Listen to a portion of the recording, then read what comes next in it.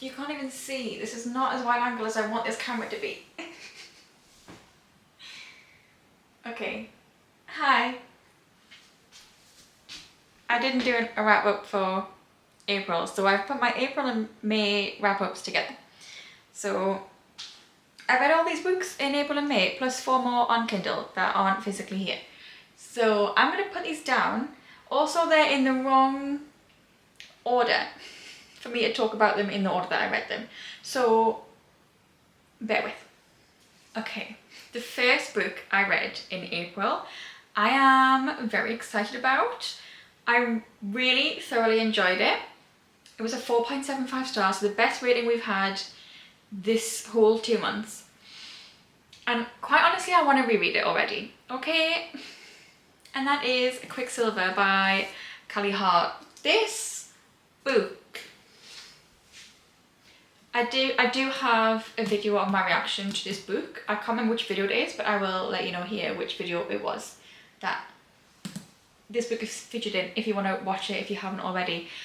I ate this up. I straight away was hooked in from the beginning. Before we even met Kingfisher, even when we met Kingfisher and he was, let's be real, a bit of an asshole, I kind of loved him, okay? I kind of loved him. He just had a vibe, okay? He just had a vibe. Apparently I give this a 3 spice, a 3 chili pepper rating. I don't remember it being all that spicy, but the spice that's in here is good. Like, it is top tier. So if you don't know what this book is about, I'll give you a very quick rundown. You're following Ceres, who is from this very poverty-stricken area. It's kind of got districts a little bit like the Hunger Games, if you think about it that way. And her district, like they are in the desert, so it's very hot and water is sparse. You get a water ration, which frankly is not really enough to live on. So the Queen of Zilvarin is essentially allowing them to die of dehydration and sickness, and they're just kind of there to die in that district basically. So yeah, we're following Ceres on her. At first she is literally just trying to keep her and her younger brother alive, and she is essentially like a thief. And that's like the very basic premise, okay? Then we have Kingfisher, who is Fae. I forgot when I was reading this that this was about Fae. I just started this and was completely invested in Ceres and her, like, I don't know, just her story, what she was like suffering, and the city and all that. Like, it was just, I loved it. We don't spend that much time in Zalvarin city. We end up moving to, I will pronounce this wrongly, it's got a pronunciation guide in here. I love that, it's great. Evelia, which is like the Fae kingdom, essentially. We spend more time there with Kingfisher and other Fae and Ceres. The reason this is called Quicksilver is because Quicksilver is essentially like a source of magic. So the way she's gone from Zilvarin, to Evelia, I've no idea if I'm pronouncing them right, is through the Quicksilver. So I like the potential. The world building in this was really good for where we are. But I feel like there's such potential for this series because through the Quicksilver you could literally go to so many different realms. It could really build on this world, make it really open. It could just be a really massive series. It could be, I don't even know what the plan she has for this series is, but there's so much potential. So many ways she could go about this, spin-off series, all this stuff because of the Quicksilver and how it works. So I really love that. Literally, there are so many twists and turns in this book. The twists were twisting. I was here along for the ride. I wasn't guessing anything. I was so surprised by so many different things. I was guessing things as I was going along, like right before they happened. So I was here for the vibes, and the vibes were immaculate. Like I say, Kingfisher. That was a really weird noise. Kingfisher, the man you are. The mouth on this man, the nickname he gives her. I thought it was cute anyway, and then when you find out the meaning, I love him. He is going to be up there in my book boyfriends. I have not quantified the list in my head of who is where. on my favourite list of book boyfriends. I just know he'll be up there because, listen, just trust me. Just read this if you haven't already. I am a little bit sad that I read this now and not closer to November when Brimstone comes out, because that's the next book. I might reread it before then. But to be honest, while there is a cliffhanger, it feels like this chapter is finished. It wrapped things up nicely while leaving enough to be desired for the next book. But I feel like it was bearable that I have to wait, if that makes sense. It was just a really, really strong first book in a series, and I'm so excited for the rest of this. And Kelly Hart has a lot of other books, like a lot of other books, so I'm gonna have to start looking into that. Oh, I rated it a 4.75. I feel like I didn't say specifically what I rated it, but a 4.75. Okay, next I read The Wisteria Society of Lady Scoundrels by India Halton. Yeah. This one I rated 3.5 stars, and I had a 1 chili pepper rating for the fact that spice is kind of mentioned. Doesn't really go into it much though. This was really fun. The only thing I struggle with this, it's not written in Old English, that's not what I was going to say, but my brain kind of went there. It's written kind of like, it's written like how Bridgerton speaks, if that makes sense. And I'll be honest, I don't have two brain cells to rub together when it comes to that kind of language / prose / yeah. I want to get better at it, and I want to read like Jane Austen and all that kind of stuff, so this is good practice for that, I guess. And it was really enjoyable. I just feel like because of it, you could it immersed you in the story because of it, but also because of it, I was concentrating so hard, so I feel like I couldn't get into the story as much. It's a bit of a double-edged sword for me, personally. We're only two books in to this wrap-up, and I'm already so thirsty. To be fair, this literally does say Bridgerton meets Peaky Blinders on it. So in this, we're following Cecilia. Basically, in this world, even though it's set more like in a Bridgerton timeline, women are like leaders, women are this like pirates and the queens, and obviously women are queens. But I mean, like, they are like queen is above king kind of thing. It's a lot more of a matriarchal society, which I love. So I'm definitely gonna have to continue this. I think there's 3 books in this series, and I think she started another series as well. One, I think, is like the Ornithologist's Guide to something, which sounds interesting. So anyway, yes, we're following Cecilia, and she has a hit set out on her from another pirate, because she's a pirate, and they have flying houses, and I don't even know actually how to explain this. But it literally is, I mean, I haven't watched Peaky Blinders, I do really want to, but it is the vibes of if Peaky Blinders and Bridgerton had a baby, it is this. There's a little romance in here, which, it was fun. It was, basically, this book is just really fun, completely unserious, but you might have to, like, exercise that more older English muscle of your brain to read this, that's all. I would also say this would be really good as a movie or a TV show. Like, this would translate to screen so well. So if they ever did that, I would eat that up. I'm all for it. Okay, and next I read The Teller of Small Fortunes by Julie Leong. This one is a cozy fantasy following, what's her name again? Tao, that was it. I was like, I know it's a really easy like 3-letter name. We're following Tao, and she basically has this little travelling cart, and she travels around the country and tells small fortunes, because she has this gift of being able to not know the future per se, but she can tell someone's fortune.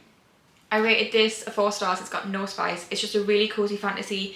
You meet 3 other characters who end up coming along on her journey, and there's just this really heartwarming theme of familial love, of platonic love. There's no romance in this for the main character. There is a side romance for two other characters, which is kind of cute.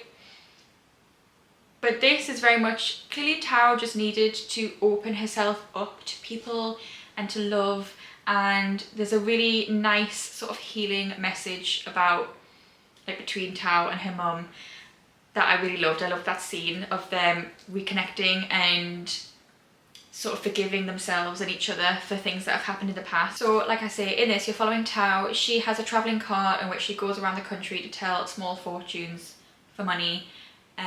Around, like, she stays in the same place for maybe like a couple of days and then she continues on. She ends up meeting two characters whose names I've completely forgotten. What are their names? This is back in April, I can't remember a thing. One of them's Mash. What's the other guy's name? So we've got Mash and Silt. Silt is like a thief, kind of reformed. He's trying to be reformed. And Mash is an ex-mercenary. Them two are friends and they are travelling trying to find Mash's daughter who's gone missing. And then we meet Kina, who is an apprentice baker, and she ends up joining them on the way.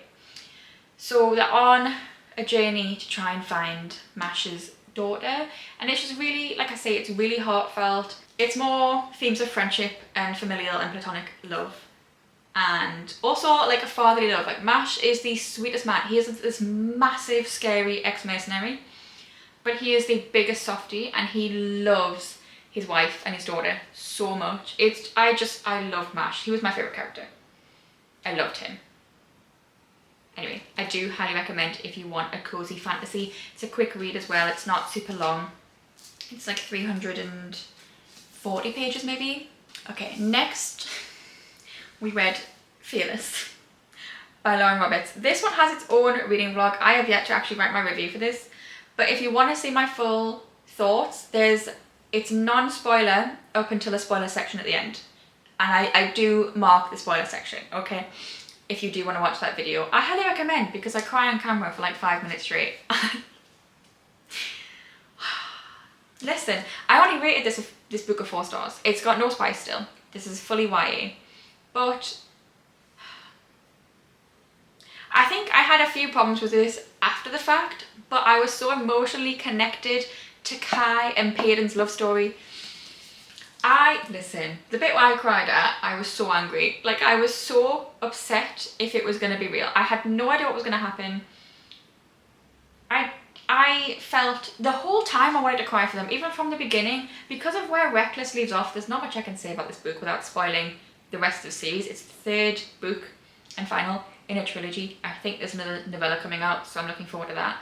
But there's not much I can say without spoiling it. It's the yearning, what's the word?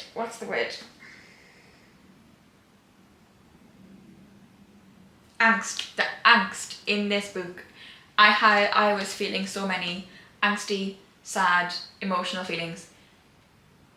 Feelings are emotions, obviously they're emotional feelings. Anyway, this, I really did enjoy it. I think I probably did like, oh, did I wait? I can't remember what I've rated the other two, to be honest. I don't know which one I would say is my favourite in the series, but I will say this one made me feel the most. I can't say much without spoiling it. I did really enjoy it. I do recommend the trilogy. I think if you are a really seasoned fantasy reader, you probably won't like the series as much as I have, because it is trope after trope after trope. But I really enjoy it because I am not a seasoned fantasy reader yet. I'm really in my fantasy era. It's all I want to read at the minute. That and dark romance. I don't know why, but currently contemporary is not working for me. Well, anyway, it is, but it's not what I'm in the mood for. Anyway, read this if you read Reckless and didn't like it, read this book, okay? Just trust me. Continue with the series. I feel like, I mean, I did like Reckless, but I feel like the problems that people felt in Reckless we don't have in this book. It very much feels a lot more like Powerless. And that's all I'm going to say, because, like I say, I can't say much without spoiling it. There was one character I hated so much.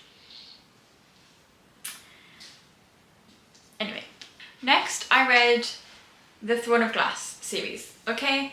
I did technically have a small break after Air of Fire, because I read Air of Fire when I was in Amsterdam. I did not have Queen of Shadows with me, and I still needed to read 2 Kindle books for April, so I did quickly read 2 Kindle books in the middle of the series. And obviously I read Assassin's Blade in March, but I did read this whole series over the course of April and May. So we'll kind of rapid fire, because I can't remember each book individually, and I've still not yet edited the reading vlog. It might be 2 vlogs, I don't know, but everything's kind of melded together. The general consensus is I did enjoy the series. I will preface, I did enjoy the series, I really did. I was slightly disappointed. I was expecting this to be a 6-star series based off of what everyone has said about this series, and it just wasn't for me, unfortunately. I do prefer A Court of Thorns and Roses as a series, but this is still a really good series. Okay, so, oh yeah, I'm on the bottom, I'm on the back. Throne of Glass, we rated 4 stars, and there was no spice. Okay, this one, it was a solid first book to the series. It was, I can't deny that, but it was slow in some places. Crown of Midnight, I rated a 4.25, again, no spice. I liked it slightly more than Throne of Glass because of the ending, but the beginning and the middle felt a little bit slow from what I can remember. I think my problem with this, yeah, it was slow. I'm invested in Selena. I've been invested in Selena since Assassin's Blade. I love her. But I wasn't fully invested in the story until the last 150 pages when everything happened. The last 150 pages really brought the rating up for me, and I did really enjoy it. Okay, Air of Fire, I rated a 4.25 as well. To be honest, I'm not 100% on these ratings after finishing the series, but we're going with what I wrote down at the time. I cannot remember much about this because, like I say, I read it in Amsterdam and I had no idea what was happening because I was in Amsterdam. Yeah, 4.25, no spice. However, we meet Rowan in this book, and I hated him at first. I really did not like him at first. Man said she should have died when she was a child and that she was worthless. Oh my god, I was so annoyed. However, they just formed such a connection, and I loved it. I really loved their connection and their romance, even though it is quite a slow burn because there was no actual romance in this. Oh, but the who did this to you moment. Listen. The who did this to you moment made my life. I was in public when it happened and I had to try not to scream in public, okay? I was on a park bench in the middle of Amsterdam. Well, not in Amsterdam, but like outside of Amsterdam. It was so good, okay? But yeah, 4.25, okay. Queen of Shadows, I rated a 4.75, and again, there was no spice. This one probably was my favourite book in the series. Can I remember what happens? Absolutely not. Oh, this is when she's gone back. After Air of Fire, she's returned back to Rifthold, Adalin. Adalin? I don't know how to pronounce it. Yeah, this one, there was a lot of feelings. A lot of things happened. Aside from that, apparently I remember more of Air of Fire than this one. There's not much I can say about the books without spoiling them at this point, but just, again, very invested in the main character. I love her. And, oh, I think, again, the end of this book, wow. Like, Dorian and her just, everything happened. Chaol, what happened with Chaol at the end. Chaol, up till this point, Chaol, from Crown of Midnight at the end, all through Air of Fire, to be honest. But Chaol finally, like, started to redeem himself, because I was feeling a little bit iffy about him. I'm like, you're a bit of a wet blanket and you need to just pick a side, okay, and stick with it. Just make a decision. I needed him to make a decision and stop treating her as if she's a monster. She was groomed to be an assassin from the age of 8. Can people stop acting as if she had a choice in any of her life past the age of 8? That really annoyed me about this story. Anyway, 4.75. Probably more like a 4.5 now, to be honest, but yeah. Okay, obviously then I did the tandem read, Tower of Dawn and Empire of Storms. I think I rated them both a 4.5, and they had a tiny bit of spice in these ones. I've put them both at a 2 on the spice scale. There was literally just a tiny little bit of spice. But I was here for it.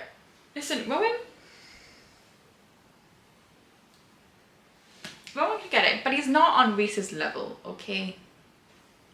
In that regard. But it wasn't written the same as a Court of Mist and Fury onwards, spice-wise. So yeah. Anyway, so my friend read the tandem read before me, and I was fully expecting to be really invested in Queen of Shadows, and not very. No, I keep calling everything Queen of Shadows. Apparently, it was the best one for me. Apparently, it's stuck in my brain. Empire of Storms, and I was expecting to feel like Tower of Dawn was really dragging and not like it very much. However, if we keep in mind that my friend really does not like Chael, it makes sense why this book dragged for him. Because this book is basically Chael's book, and this book is everyone else's, for the most part.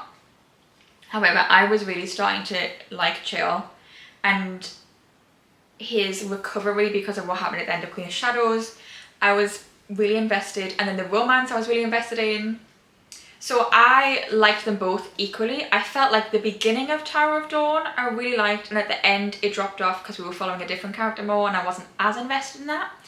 And then the beginning of Empire of Storms I wasn't as invested in. It felt quite slow, and the end I liked more. So together I liked them equally, but in different places. At this point, I forgot to say, in Crown of Midnight / Arrow of Fire, we have another point of view that I really did not care about until these books. And I still don't really care about those characters. I don't understand. A lot of people get tattoos of the 13. I don't understand. I didn't feel like they were very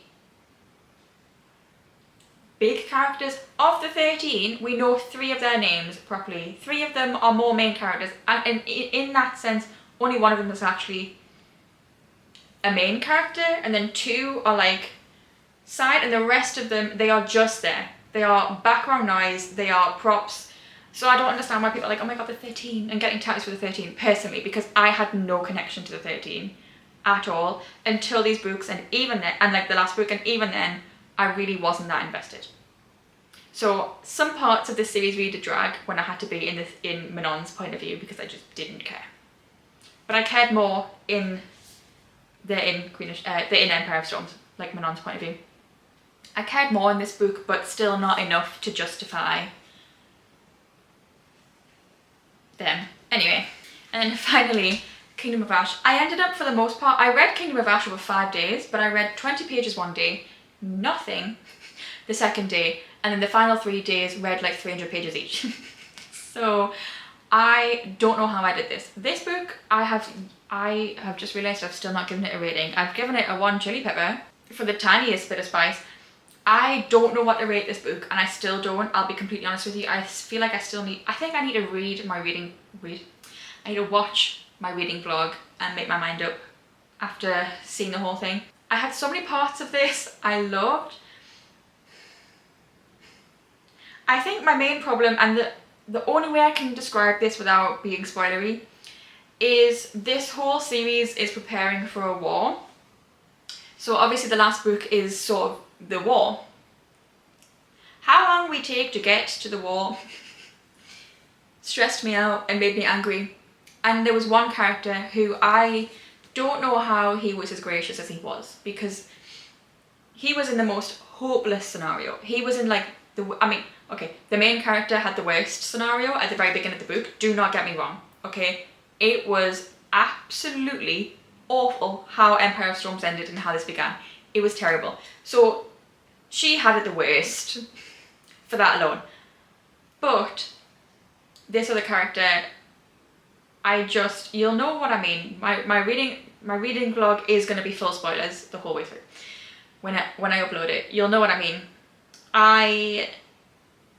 He was in the most helpless scenario, the most hopeless scenario. Like, everything just went out the window. There was people dying everywhere, and it was just a constant onslaught.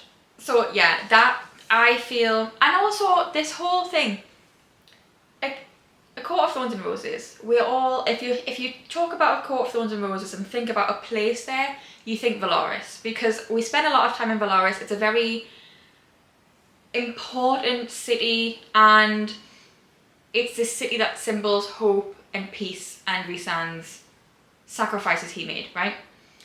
And everyone goes on about Terracin about this series. Yes, the whole point is Terracin. We spend about 10% of the whole series in Terracin. The rest of the time we spend in Odolin, and I want to know what happened to Odolin, and I want to know how they recovered, and we don't hear anything about it. Nothing at all. And so like, yeah, I think this book is people's favourite book of the whole series, for the most part. And part of me thinks it's 3.5 and part of me thinks it's a 4.5 for various different reasons. So I could go in the middle and say it's a 4. I might do that. But I don't want to commit to a rating right now because I genuinely don't know how I feel about this book. I really enjoyed it, but I have so many complaints at the same time. So my overall thoughts, very briefly, is I did enjoy the series. I was disappointed and I have my problems with the series. And I was let down because I thought it was going to be this amazing series that I was going to be so connected with. And I did shed a few tears, don't get me wrong. My main tears shed were because of Chael and Dorian's reunion in Kingdom of Ash because it was really sweet and wholesome, okay? But aside from that, I just felt, and I love the main character. She is my absolute top. I think her and Violet and Feyre, they're my three top female main characters. I loved her. I was so connected to her from the beginning, from Assassin's Blade. I fully recommend reading Assassin's Blade first for that because I felt so connected to her, so invested in her. And I just think she was done dirty by literally everyone. Girl was tortured multiple times in her life and she was like 20. Anyway, I'm going to leave it at that. My reading blog will be coming out at some point. Anyway, after Heir of Fire, I read on a Kindle Phantom by H.D. Carlton. I rated it 4 stars and I think a 4 chili pepper rating as well. I really enjoyed Phantom. I thought it was a novella. It was 300 plus pages. It was a full book, but I read it, I feel like, quite quickly. I mean, it took me 3 days, but I was fully enjoying it the whole time. I was reading it on the plane home from Amsterdam, just like, this is wild right now. So Phantom follows Gigi, who is Adeline's grandma from Haunting and Hunting Adeline. So obviously, if you read that duology, you find out Gigi had a stalker in her journals, so it's learning what actually happened then, and it was just really good. It was not as dark, and as far as the stalker romance goes, it really wasn't that bad. It wasn't that dark. So yeah, I just thoroughly enjoyed it. I haven't got a whole lot to say because I can't remember a lot, but I just was really invested. I really enjoyed it. And then I was like, wait, I should have read Haunting Adeline again because I'd forgotten what we found out, so I'd completely forgotten half of the things I should have known for backstory. So maybe get a recap of Haunting Adeline before reading Phantom, just to like get yourself back up to date with it. But it was really good, I really enjoyed it. Okay, and then keeping with the dark theme, I read Still Beating by Jennifer Hartman in pretty much one sitting. I read it in one day, but pretty much in one sitting because it's less than 300 pages. I rated it 4.5 stars and I give it a 3 chili pepper rating. I don't know how to rate this spice wise because half of the spice, it's not spice, it's grape. I don't know how to, with not the love interest. This book we're following 2 people, completely forgotten their names, I can't lie to you, who have been kidnapped by this man. So the MMC is the FMC's sister's fiance, so it's a really awkward scenario here, and they don't really get on. She really does not like him, she thinks he doesn't like her. They have this very like mean banter going on basically, and yeah, they get kidnapped together when he comes to, she's alone at the bar after like, was it her sister's hen night or something, or just like there was like an engagement, I think it was the engagement party. Maybe it was the hen night, because they were getting married in like 3 weeks. Anyway, she was alone and she calls him to pick her up because he was like her last, he was in the area and he was her last kind of option. So he comes to pick her up and this guy kind of sees them and decides to take them, and he has them held in his basement for, how many weeks is it? It's months. Is it like 2 months? maybe, I think it's about 2 months. And in that time they form this trauma bond that is completely unbreakable. They just have this, because of things that is forced to happen and the way they're treated and all this, it was heartbreaking. It's a very dark book. It's absolutely heartbreaking. Definitely read, trigger warnings. I really did enjoy it though. It's hard to rate things like that. I felt the same with Haunting and Hunting Adeline, but Hunting specifically, because it's hard to say you enjoyed a book in which someone is being tortured and essayed and raped, and it's hard to say you enjoyed that book, but that happens. I think it's like the first 40% and the last 60% is them recovering and trying to understand what their connection is now, and it's just so heartbreaking, the whole book, for everyone. But I did really enjoy it. I do really recommend it if you do like a darker theme, a darker romance. After Kingdom of Ash, I read The Crimson Moth by Kristen Ciccarelli? Not sure how to pronounce her name. I've had this book for like a year. I have recommended this book to 2 separate people before reading it who have both loved it. I gave it like a 3 stars. It's still a good rating. I was just disappointed because this book was so hyped and I just don't see the hype, to be honest. It's fun, it's fine, it's a YA that's dressing up like an adult. Like, it is a YA romantasy and it's not advertised as being adult. But the way it's the way the female main character speaks and the way some of it's very lusty, as if it's an adult fantasy / romance. And the way she speaks is an 18-year-old trying to be an adult. And yes, 18 legally is an adult, but in my opinion, you're not an adult till you're in your early to mid-20s. Like, you're an idiot when you're 18. I'm sorry. Every single person is still a child. I just don't... Maybe some people are more mature for their age, don't get me wrong, and there are like exceptions. But for the most part, I'm sorry, you are still a child when you're 18, and the way she speaks is as if she's a child trying to be an adult. So that really like made me feel a bit, like it's a little bit cringe. The writing and some of the way they're going on. And like I say, it's very lusty. For being a YA, it's so lusty. There is a love triangle in this between Rune and Gideon and Alex, who are brothers. So Alex is like her best friend. He knows what she is. She's a witch. And Gideon is a witch hunter and who doesn't know who she is. And they're kind of, Gideon and Rune kind of use each other trying to figure, like she is trying to get information from him. He thinks she's the Crimson Moth, but he doesn't know for sure, and he's trying to find it out.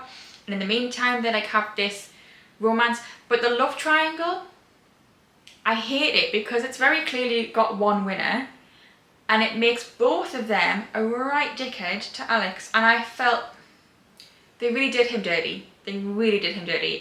To be honest, it makes Rune look like an awful person because of how it ends, what happens, what they do, and then what happens. Alex and Gideon were done dirty by that, but Alex specifically, it really peed me off. It really peed me off, and it just showed how immature it was, but I didn't like it. It wasn't necessary. But also, the romance between Rune and Gideon was not believable. They had no connection aside from the insta-lust. It just wasn't a believable relationship, and no wonder it wouldn't work, babe. Like, she's a witch, he's a witch hunter, he's never gonna not hate them. And like, okay, there's a second book, but with how this ends, I simply do not understand how Gideon could ever actually love Rune. I don't know how it would resolve. I don't know. I might read it eventually. I'm not super bothered about reading it straight away, so I'm just kind of like... It was easy to read, it was fun, it was entertaining. I just don't think it was anything special. It was quite underwhelming. Okay. The next book I read is quite possibly the worst book I have ever read in my life. And I say that having read Acts of Service and wishing I hadn't. But I read Credence by Penelope Douglas. I needed to know what the fuss was about. I genuinely thought I was going to go into this and like this book. I did. I went in with an open mind. I thought, you know what, I like some dark, unhinged books. It's one of my favourite things. I'll probably love this. I'll probably be in that camp of people who love this. No, I am in the camp of people who vehemently hate this book. I rated it 1 star. I gave it like a 4 chili pepper rating. It wasn't as spicy as I thought it was. Like, there wasn't as much spice as I thought there was going to be. But I felt the same with Birthday Girl, to be fair. But I loved Birthday Girl, and that was an age gap romance. That was a bit dodgy. This... I have... Okay. The notes I have written in my reading journal is like a quarter of my actual thoughts on this book. I have a note on my phone that is just my thoughts throughout the whole thing. And, okay, if you don't know what Credence is, it's this girl, Tiernan. She ends up living with her I'm going to emphasise step uncle and step cousins in the mountains because her parents died, okay? She is 17, she's only a few weeks away from being 18.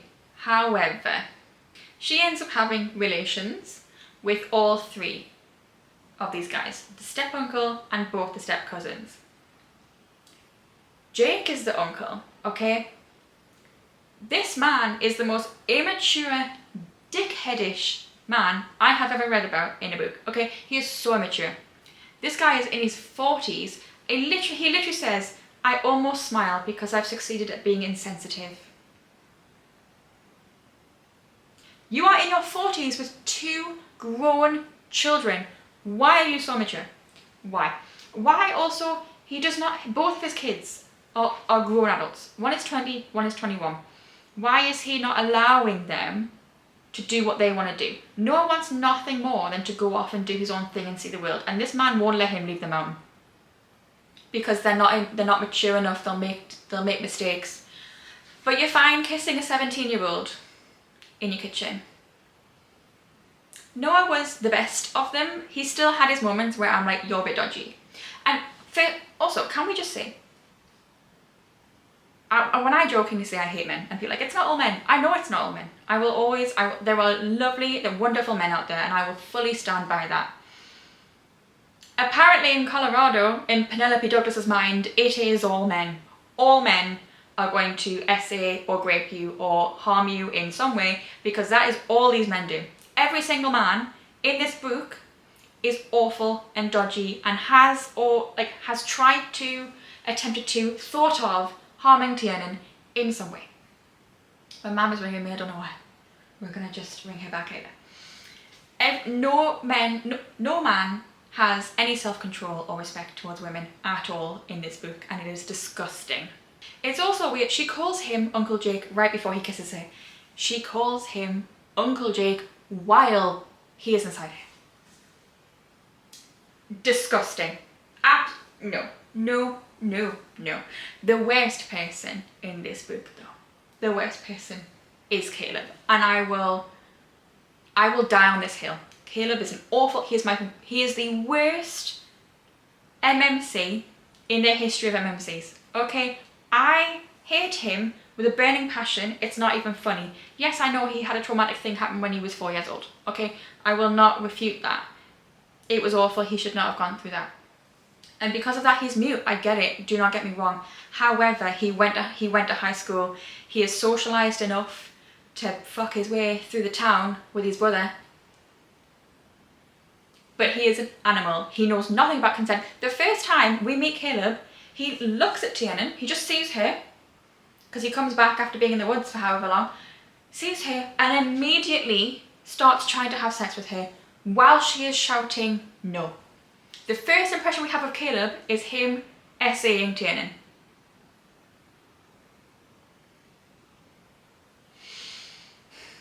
Like, this man does not know consent. He's batshit crazy. His POV, at one point, he is just calling her a slut and saying that he's sick of her slutting around and that he's sick of her and that he hates her and all this kind of stuff. Meanwhile, he's actually just obsessed with her. He's like, but he's doing these awful things to her. He's treating her terribly. Meanwhile, she's like, actually, I think he's the one I want to be with. Girl, get with Noah. That guy's actually going to treat you right once he has you. Caleb just did everything wrong. He's an animal. He is aggressive. He knows nothing about consent. The word no, he doesn't understand. Okay? And then at the end, he does a complete 180. The epilogue is fucking ridiculous. It's a different character. It's a different person. It's not Caleb. The man was crazy immature. Childish. Like, throws a tantrum and destroys things. Childish. Like a fucking toddler. He was again, does know a thing about consent, has no respect for women. He was like primal, he was aggressive in a way that he was just so quick to anger. He was the biggest red flag. Every single thing you should run away from a man, he had, like, as a personality trait. Awful. So I read that book. I have so many other things to say. I don't want to like spoil everything. I probably spoiled a couple of things in there slightly. I just simply hate that book. And I think it's awful, and I hate all of the characters. Even Tianan, she was boring. She had nothing going for her. She was really boring. She had no personality and clearly did not care for people's feelings or making good decisions. Like, if there was an option of making a good decision or a bad decision, she went down the bad decision route every time. While I was reading Credence though, I did start reading First Time Caller, and I finished this before I finished Credence. This book was lovely. And this is when I said before, I'm not in the mood for contemporary romance. It doesn't mean I'm not enjoying it when I do read it. This was so cute. I rated it at 4.25 stars and a 2 chili pepper.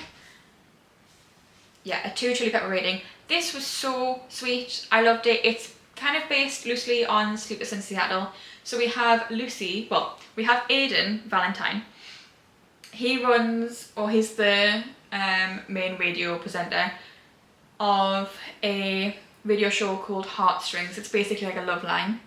And he's starting to feel very just out. He's no longer in love with love. He no longer believes in it. And I don't blame him, because I don't either bit. So he's running a romance hotline and no longer believes in love.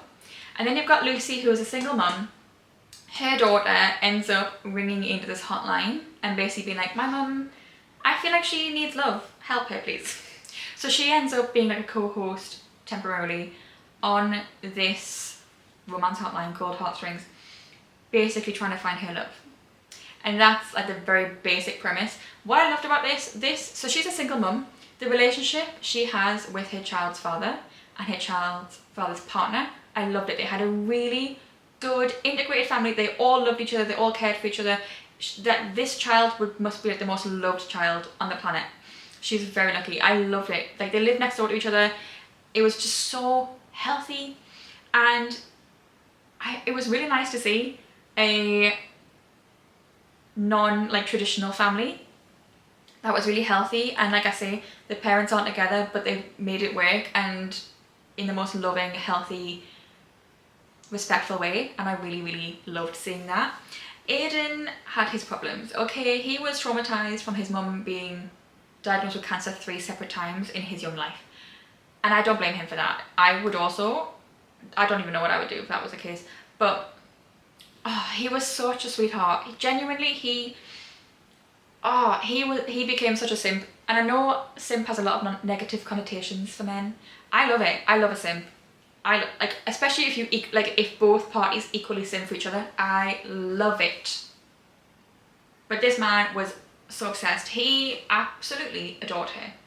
And being in his point of view was the nicest thing ever. So I fully enjoyed this. I think B.K. Burson will announce the next book in the series, and it's like a light blue and a blue. And it's following Jackson. Oh, what's it gonna be called? Now Over to You or something like that. I'm really looking forward to that, but it's not coming out till next year. And I really want, there was another character called Oliver. I really want him to have a book in the series. I really, really, really want that. So fingers crossed that does happen. But I just love this. I mean, so far I've read every book B.K. Barson has released, because I've read her Love Light Farms series and then obviously this. Everything has been, I think, above a 4 stars. I have loved every single book she's written. She's definitely an author for me. I just highly recommend. It was so fun, so cute. There's transcripts at the end of every, I was going to say episode, at the end of every chapter, and they are so cute. They have such good banter. I really enjoyed this. Okay, the last book I read was kind of a cop-out. I needed to just read one more Kindle book, and I needed to read it in one day, pretty much. So I read That One Night by Emily Rath, which was a lot shorter than I thought it was, because it's only 72 pages long, but on Kindle there's also the first 5 chapters of Plucking Around, so which makes it like 160 pages. So it was a lot shorter than I thought it was, and it's quite literally just a smut prequel. to Poking Around. That's all it is. It's so you know how these two characters meet each other. The problem is, Poking Around is, I'm not going to rate it because it was 72 pages, like I don't know what to rate that. The problem is, Poking Around is a why choose, and I was fully up for that. I was going to read it anyway, and I thought, why not? The problem is, yes, this novella was very insta-love, insta-lusty, but they had such a connection. I don't know what it was. They just clearly, like, it was as if they had met in another life and they recognised each other. They just automatically had this connection, and now I'm like, I'm really invested in these two as a couple, finding each other again, but just those two. And she's going to have two other guys in the mix, and I don't know how I feel about that. I don't know. They had such a connection. The way that this novella reads does not equal White Shoes. This novella reads very intense romance of two people that are connected on like on a molecular, on a spiritual level. So yeah, I don't know how I feel about the fact that she's going to have 3 guys on the go in the next book. So I'm going to give it a little while before I do read Poking Around, so I can get out of this feeling, because currently I only want them two to be together. I don't want her with anyone else. So yeah, that is everything I read over the course of April and May. So that's 1, 2, 3, 4, 17 books over 2 months. That's not bad.